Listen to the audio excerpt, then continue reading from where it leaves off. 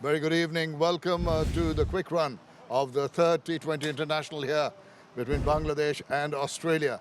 Very, very emphatic win by the Australians. Not only emphatic, it was clinical, it was overpowering to say the least.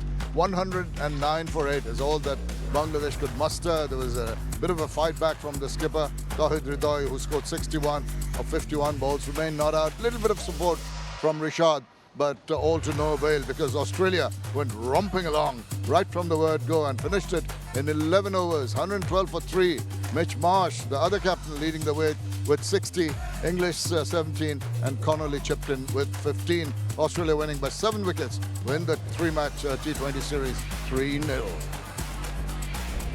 Pleasure to have Lisa Sthalekar alongside me. Lisa, emphatic as I mentioned, but Australia had a bit of a rough run prior to this. So this will really boost their confidence. Yeah, when you think of T20 cricket international for the Australian team, they have struggled.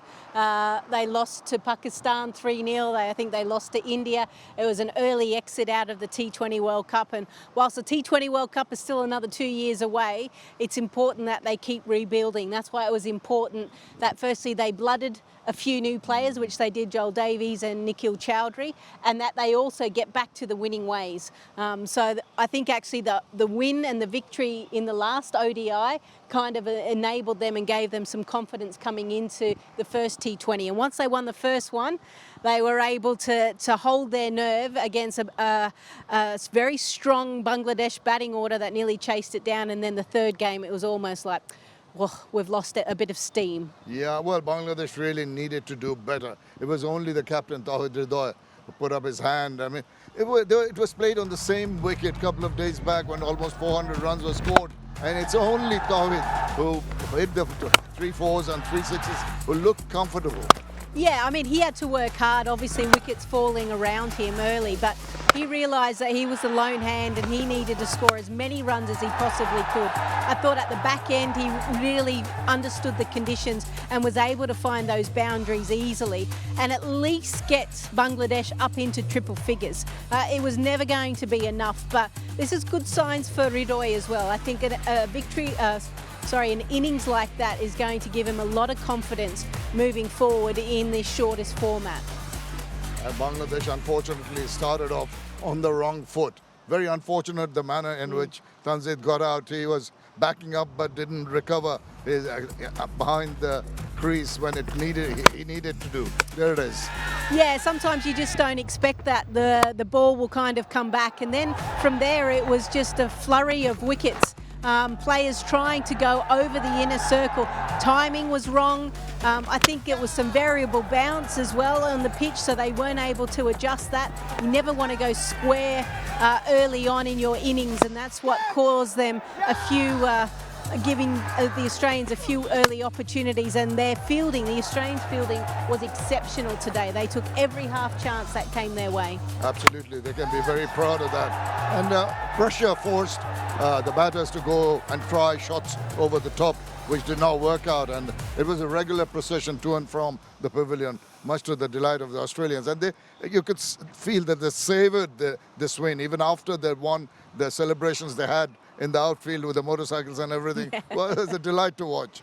Yeah, I think it's important when you put your Australian uniform on and the cap, even though you've won the series.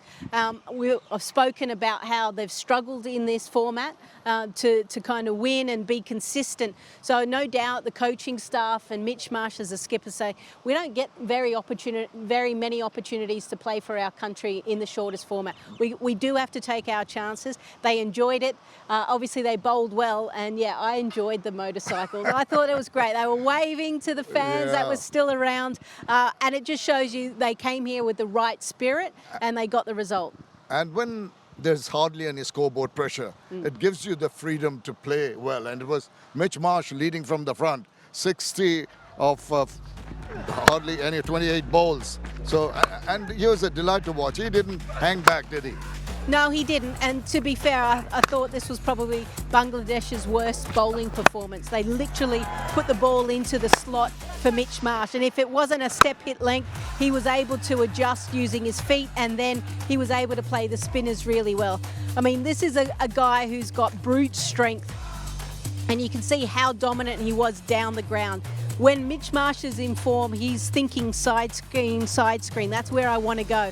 47% of his runs going through that cover and straight down the ground. So that shows you that he was picking up length really well and executing perfectly. Well, we've had the two series, the white ball series, the first one ODI in Dhaka, and this one just completed here today, the T20 International. Just the results, a couple of the first and second ODIs won by Bangladesh, and then that momentum that you're talking about started in the third ODI when Australia won by a very close margin, 1 wicket, but they got going in Chattogram. Very emphatic wins right the way through and finishing off on a very, very high today to wrap up the series 3-0. Yeah, the Australian group, you know, it's been a difficult tour. They were in Pakistan, lost the ODIs there, came over here, lost the ODI. So they would be ecstatic that they've been able to finish this tour on an absolute high. Well, Bangladesh have been playing at home for a while now, but they will be going on 2 tours coming up. One to Zimbabwe, the only test match on the 28th, Harare, followed by 3 ODIs in Harare, and then the 3 T20 International in Bulawayo, and then the very important Australia tour. You don't often get to tour Australia as a Bangladeshi team. They'll be looking forward to the first test on the 13th of August in Darwin, and the second test on the 22nd of August. And Lisa, Australia will be playing their first international cricket from today onwards. They'll deserve a bit of rest, don't they? Yeah, they do, and a lot of the players I mentioned on comms that they'll be heading over to England to play the T20 Blast. Some will be going over and playing MLC. I mean, that's the life of a professional cricketer. But the one thing I can guarantee you is the Australian Test stars are back home, recovering, resting, building up slowly, because they're eyeing off that those 2 Test matches up in the top end, and it's going to be an exciting series. Not often do you get Test cricket in Darwin and Mackay, new surfaces for both groups, and I think Bangladesh certainly have every opportunity to really test Australia. Well, Lisa, it's been a delight having you here. Your short stay here, I hope you've enjoyed it here. Loved it here, and I can't wait to visit again. Wonderful. Thank you for your time. Thank you for all the inputs that you've made. I'm sure everyone really enjoyed having you in commentary. Thanks again. And ladies and gentlemen, that is it from Quick Run today. Hope you have enjoyed this series. Look forward to another one very soon.